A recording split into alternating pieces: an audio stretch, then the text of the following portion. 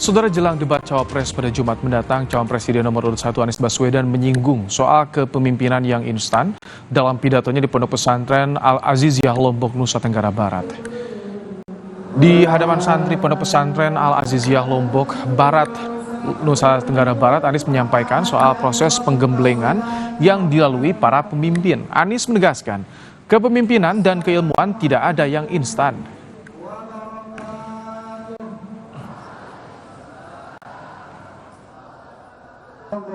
Jadi anak muda bukan yang instan, tapi ada proses pembelajaran yang panjang. Betul? Yang instan itu cukup mie saja. Cukup mie saja. Kalau kepemimpinan, kalau keilmuan tidak ada yang instan. Menghadapi debat cawapres mendatang, tim kampanye nasional optimistis Gibran mengerti betul apa yang akan disampaikan. TKN bilang Prabowo percaya pada kemampuan Gibran Raka Buming Raka.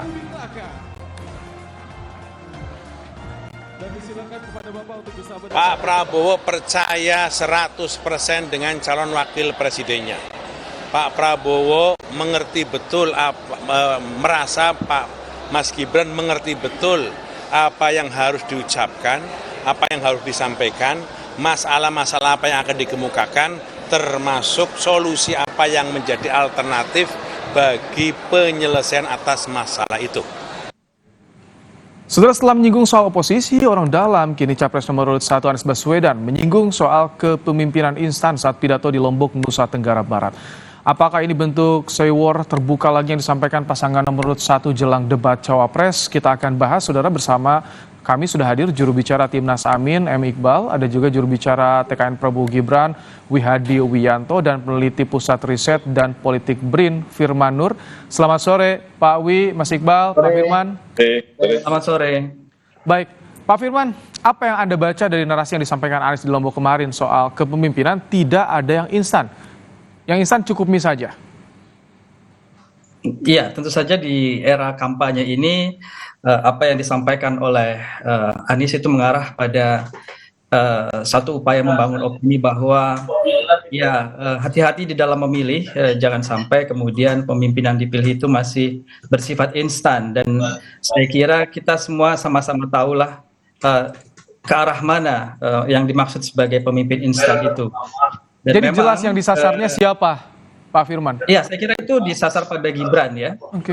Jadi diarahkan pada Gibran yang tentu saja dari sisi usia dan juga dari sisi pengalaman itu belum banyak gitu ya.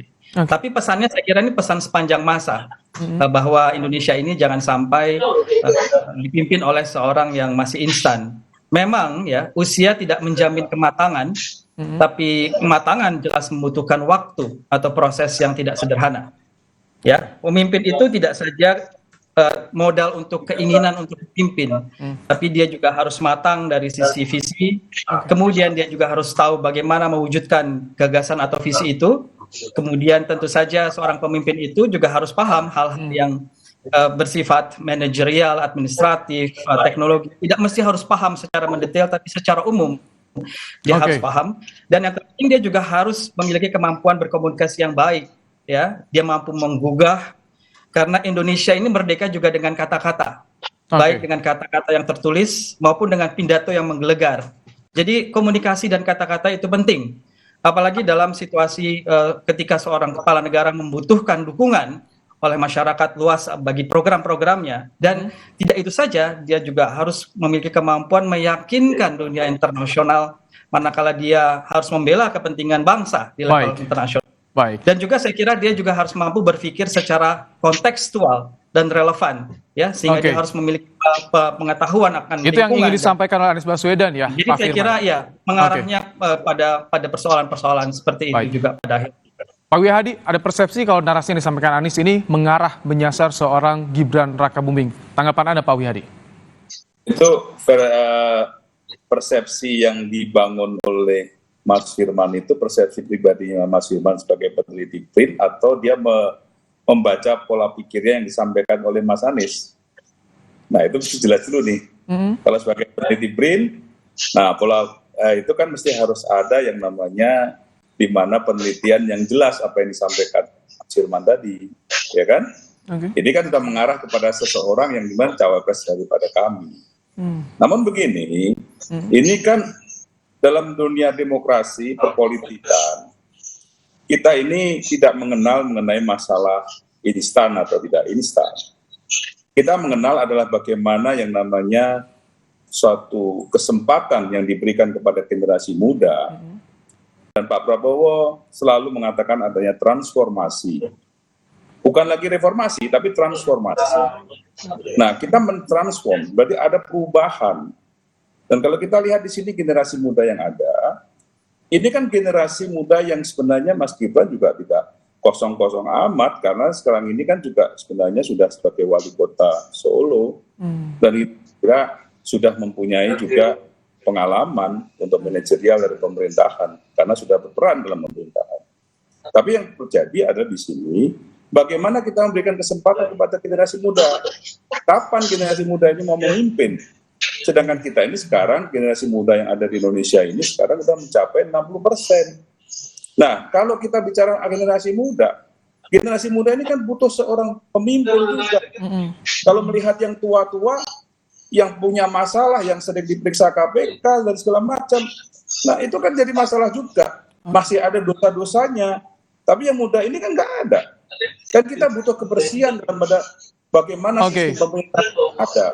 Jadi saya kira ini satu hal yang mesti harus dilihat, bukan kepada permasalahan instan atau tidak. Dalam demokrasi tidak ada. Kita melihat banyak pemimpin dunia yang berumurnya juga masih muda. Dan kesempatan ya Pak Wihadi ya. Iya, baik. Pak Wihadi, saya ingin tanyakan langsung ya ke Mas Iqbal. Apakah betul Mas Iqbal, narasi yang disampaikan Anies Baswedan ini menyasar, mengarah kepada sosok Gibran Rakabuming? Jadi memang semenjak terjadinya pelanggaran etik manuver di MK yang menimbulkan akhirnya Gibran bisa maju, itu akhirnya memang menjadi bukan hanya Pak Anies ya, Pak Mahfud MD juga pernah menyampaikan itu di hadapan Gibran langsung. Dan ada jutaan para netizen yang menyampaikan bahwa jangan aji mumpung, jangan memanfaatkan kesempatan mentang-mentang orang tua yang jadi presiden. Memang kita ini pemimpin muda, ya, jadi kalau pemimpin muda harusnya Gibran jadi presiden, bukan jadi cawapres. Karena saat ini yang paling tua itu kalau dilantik jadi Pak Prabowo usia 72, Ganjar itu usia 55, dan Mas Anies usia 54. Jadi memang yang paling muda itu memang Mas Anies. Jadi jangan menjadikan anak muda ini hanya sebagai Pak Firman, maaf, Mas Iqbal. Nampaknya tadi sudah terlepas sambungan audiovisual. Kita akan tadi coba kembali menghubungi Mas Iqbal. Pak Firman, tadi dibantah, agak sedikit dipertanyakan soal bacaan Anda, arahnya. Kalau Anda tadi bagaimana soal penelitian ini, pribadi atau betul bacaan atau seperti apa? Apa yang mendasari Anda tadi menyampaikan ini yang disasar Gibran? Iya, karena kan konteksnya adalah kampanye ya, dan tentu saja dalam kampanye ini seorang yang terlibat di dalam kampanye ini sebagai cawapres atau capres seperti Pak Anies itu kan akan menyasar pada figur-figur yang akan menjadi saingannya gitu ya, dan ini hal yang wajar dimanapun dalam nuansa kampanye ini seorang calon itu akan mencoba untuk melakukan kampanye yang sifatnya menyerang ke pihak lain begitu ya, bisa dalam makna positif ataupun dalam makna yang lain. Dan di sini tentu saja kalau kita banding-bandingkan tentu ya sangat jelas bahwa yang paling muda, yang instan juga itu adalah Gibran begitu ya. Jadi saya kira apakah ini saya atau tidak, tapi secara umum saya kira pandangan umum itu akan mengarah pada Gibran, saya kira demikian. Oke, Mas Iqbal sudah bergabung lagi. Mas Iqbal. Oke.